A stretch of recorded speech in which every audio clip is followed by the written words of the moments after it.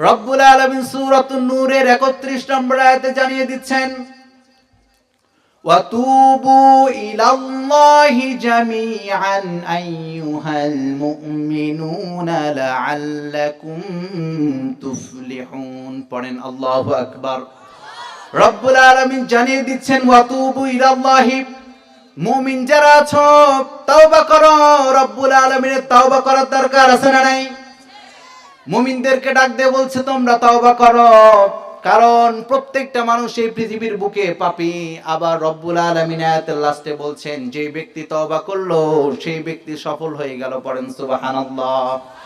আমরা জানি পৃথিবীর বুকে যে ব্যক্তি রোলস রয়েস গাড়ি কিনেছে, ভক্সওয়াগন, বিএমডব্লিউ গাড়ি চালায়, 4 চাকা চালায়, সেই ব্যক্তি সফল। যে ব্যক্তি R15 চালায় সেই ব্যক্তি সফল।